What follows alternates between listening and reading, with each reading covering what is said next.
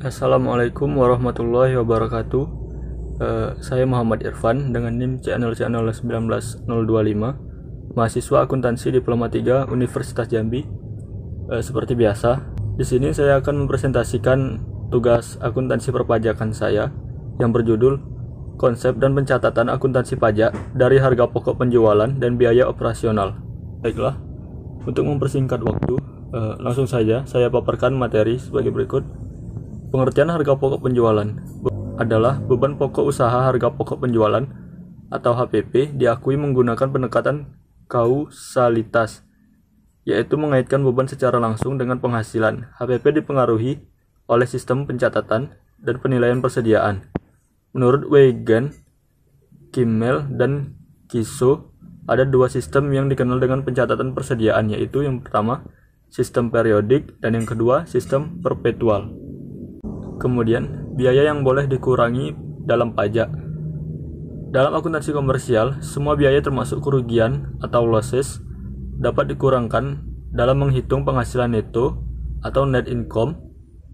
Untuk tujuan perpajakan, tidak semua biaya dapat dikurangkan selama suatu biaya dapat dibuktikan atau dikeluarkan sebagai biaya yang dapat dikurangkan dari penghasilan. Penghasilan bruto selain dikurangi dengan biaya untuk mendapatkan, menagih, dan memelihara penghasilan, ayat 1, juga boleh dikurangi dengan kerugian perusahaan yang dikompensasikan dengan penghasilan mulai tahun pajak berikutnya berturut-turut sampai dengan 5 tahun, ayat 2. Sedangkan untuk wajib pajak orang pribadi dalam negeri diberikan pengurangan berupa penghasilan tidak kena pajak atau PTKP, ayat 3. Sesuai dengan ketentuan pasal 6 ayat 1 Undang-Undang PPH, beban yang dapat dikurangkan adalah biaya untuk mendapatkan, menagih, dan memelihara penghasilan termasuk berikut ini. Yang pertama, biaya yang secara langsung atau tidak langsung berkaitan dengan kegiatan usaha. Yang kedua, penyusutan atau pengeluaran untuk memperoleh harta berwujud, dan amortisasi atas pengeluaran untuk memperoleh hak atas biaya lain yang mempunyai masa manfaat lebih dari 1 tahun. Sepanjang harta yang disusutkan atau diamortisasi tersebut digunakan untuk mendapatkan, menagih, dan memelihara penghasilan.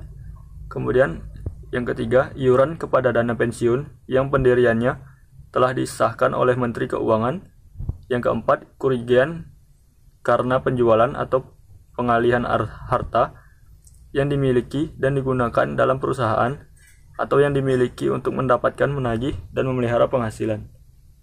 Kemudian biaya yang tidak boleh dikurangkan dalam akuntansi pajak.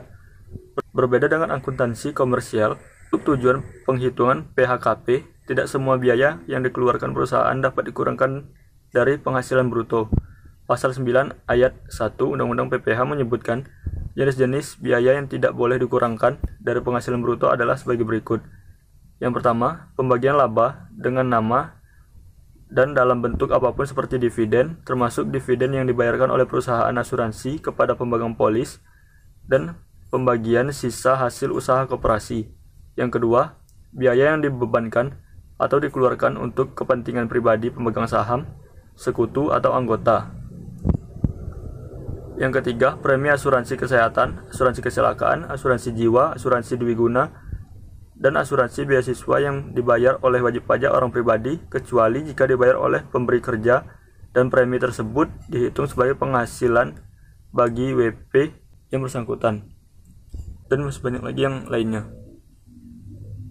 Baiklah, itulah yang dapat saya paparkan. Lebih dan kurang saya mohon maaf. Saya akhiri. Assalamualaikum warahmatullahi wabarakatuh.